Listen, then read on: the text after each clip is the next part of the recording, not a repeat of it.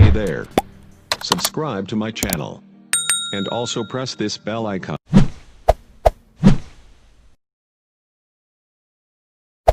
Hey there. Subscribe to my channel. And also press this bell icon.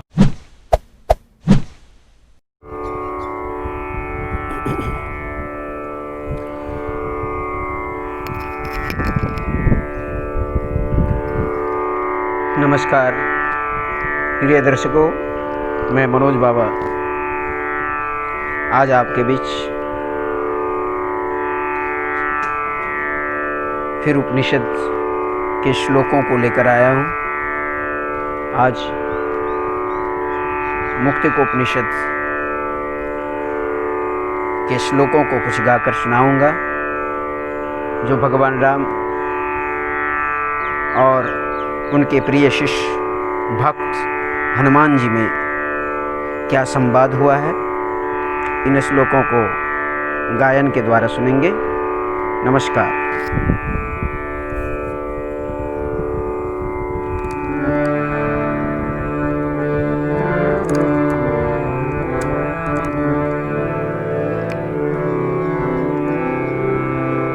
द्वे बीजे चित्तवृक्षस्य प्राणस्पन्दन् वाशने एकस्मिंश्च तयोः क्षीणे क्षिप्रं द्वे अपि नश्यतः।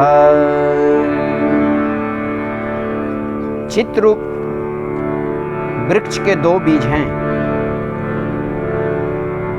प्राण स्पंदन और वासना। दोनों में से एक के क्षीण हो जाने से दोनों ही नाश को प्राप्त होते हैं। आवासनत्वात् सततं यदा न मनुते मनः अमनस्था तदोदेति परमोपसंप्रदा।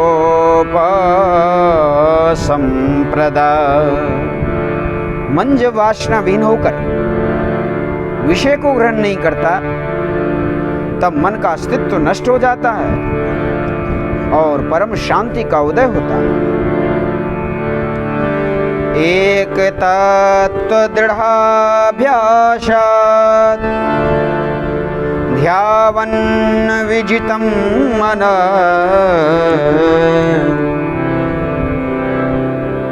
प्रक्षीणचित्तदर्पश्च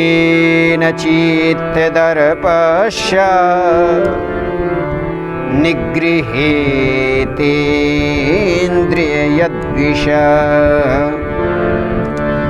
पद्मेनैव हेमन्ते क्षीयन्ते भोगवासनाः।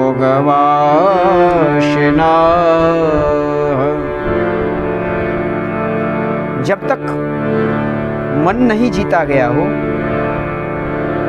तब तक एक तत्व के दृढ़ अभ्यास से चित्त एवं अहंकार को पूर्ण रूप से नष्ट करके इंद्रिय शत्रु को निग्रह करना, ऐसा होने से हेमंत काल के कमल सदृश भोग वासना का नाश हो जाएगा। उपविश्योपविश्येकां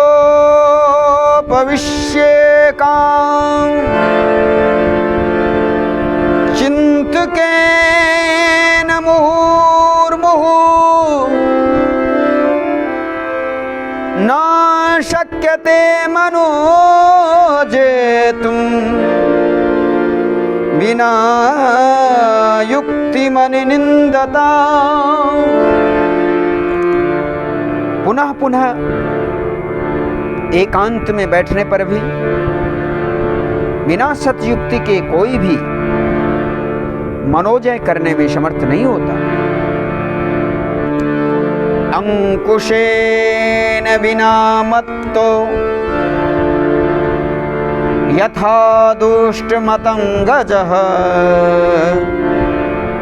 अध्यात्म विद्यादिगमः साधु संगतिरेव च वासना परेशं परित्याग प्राणशपन्द निरोधनम् एतास्तायुक्तया पुष्टा शांति चेत जये किल। जैसे बिना अंकुश के दुष्ट मस्त हाथी वश नहीं होता, वैसे ही अध्यात्म विद्या की शिक्षा, साधु संग, वासना परित्याग तथा प्राणस्पंद निरोध के बिना चित्त नहीं जीता जाता। ये सब चित्त के जय करने के प्रधान उपाय हैं। सतीषु युक्तस्वेतासु हठान् नियमन्ति ये चेतसो दीपमृत्सृज्य विचिन्वन्ति तमोञ्जनः। इन सब सत्युक्तियों के मौजूद रहने पर भी जो लोग चित्त पर हठात दुराग्रह से काबू करना चाहते हैं, वे लोग दीपक प्रकाश त्याग कर अंधकार में ढूंढते। विमूढ़ा कर्तव्योद्युक्ता ये हठात चेत शोजयम् ते निबधन्ते नागेन्द्र मुन्नमत्तं विशतन्तुभिः। जो मूढ़ व्यक्तिगण हठात दुराग्रह से चित्त जीतने को उद्यत होते हैं, वे मदमस्त गजराज को कमलनाल के तंतु में बांधते हैं। अर्थात जैसे कमलनाल के तंतु में मदमस्त गजराज बांधा नहीं जा सकता, वैसे ही हठात चित्त जीता नहीं जा सकता। चित्तैकाग्र्याध्यतो ज्ञानमुक्तं समुपजायते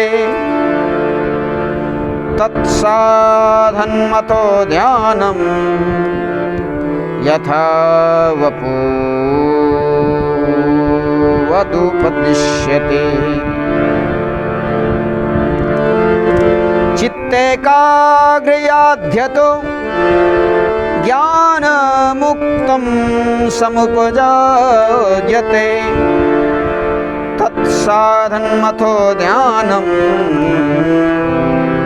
यथा वदुपदिश्यते। ध्यान का कारण जिससे ज्ञान तथा मुक्ति उपजती है, मन की एक बिंदुता चित्त की एकाग्रता है। अब तुमको जना दिया गया है। ब्रह्माकार मनोवृत्ति प्रवाहोऽहं कृति विना संप्रज्ञात समाधिश्या ध्यानाभ्यास पर कर्षतः। जब अहंकार वृत्ति निरुद्ध होकर केवल ब्रह्माकार में चित्त की वृत्ति होकर रहती है, इसको संप्रज्ञात समाधि कहते हैं। यह अतिशय ध्यानाभ्यास से होती है।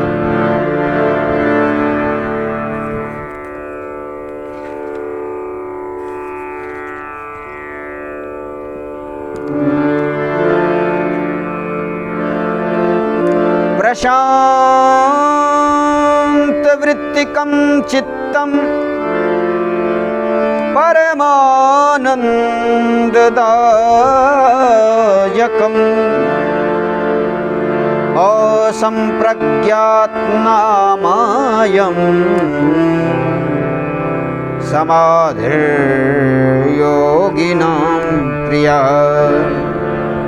जब चित्त की सब वृत्तियां प्रशांत हो जाएंगी, उसी अवस्था का नाम असंप्रज्ञात समाधि है। वह योगियों को प्रिय है। प्रभाशून्यं मनःशून्यं बुद्धिशून्यं चिदात्मकम् अतदव्यावृतिरूपोऽशो समाधिर्मुनिभावितः। ज्योति, मन तथा बुद्धि रहित होकर केवल चैतन्य आत्मा ही रहे, यह अतदव्यावृत्ति, जिसको किसी दूसरे की आवश्यकता ना हो, समाधिष्ट मुनि से अभिलषित है। ऊर्ध्वपूर्णः मदपूर्णं मध्यपूर्णं शिवात्मकम् साक्षाद्विधिमुखो एष समाधि पारमार्थिकः। इस समाधि में ऊपर, नीचे और मध्य सर्वत्र कल्याणकारी ब्रह्म की परिपूर्णता की अनुभूति होती है। विधिमुख कथित या पारमार्थिक समाधि है। बहुशास्त्र कथा कंथारो मंथय में वृथय में किम अन्वेष्टव्यं प्रयत्नेन मारुते ज्योतिरांतरम। बहुत से शास्त्रों की कथाओं को मतने से क्या फल। हे वायुसुत, अत्यंत यत्नवान होकर केवल अंतर की खोज, ज्योति की खोज करो। दर्शना दर्शने हित्वा स्वयं केवल रूपता या आस्ते कपिशार्दुल ब्रह्म स ब्रह्मवित् स्वयं। हे कपिशार्दुल, दृश्य और अदृश्य को त्याग कर पुरुष केवल स्वरूप हो जाता है। वह केवल ब्रह्म ज्ञानी नहीं, बल्कि स्वयं ब्रह्म ही। अधीत्य चतुरो वेदान् सर्वशास्त्रेण नेकषः ब्रह्म तत्व न जानाति दर्वीपाकृशं यथा। वह जिसने चारों वेदों और सब शास्त्रों को पढ़ा हो पर ब्रह्म तत्व ना जाना हो, तो पाक पके हुए भोजन के स्वाद को ना जानने वाले कलछुल के तुल्य।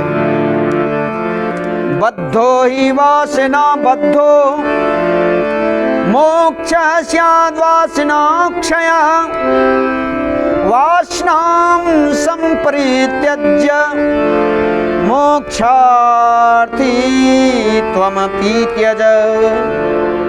वासना का बंधन ही बंधन है और वासना का नाश ही मोक्ष। सब वासनाओं को त्याग कर मोक्ष की इच्छा भी त्याग। अशब्दमस्पर्शमरूपमव्ययम् तथा रसं नित्यमगन्धवच्यत् अनाम गोत्रं मम रूपमिदृशम् भज स नित्यं पवनात्मजार्तिहन्। अनाम गोत्रं मम रूपमिदृशम् भजस्व नित्यं पवनात्मजार्तिहन्। हे पवन तनय, अशब्द, अस्पर्श, अरूप, अविनाशी, अस्वाद, अगंध, अनाम और गोत्रहीन दुख हरण करने वाले मेरे इस तरह के रूप का तुम नित्य भजन करो।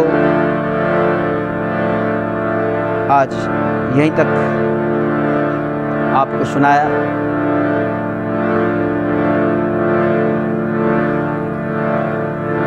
आज इजाज़त दीजिए, यहीं तक पुनः आपकी सेवा में हाजिर होऊंगा। तब तक के लिए आज्ञा चाहता हूँ। नमस्कार।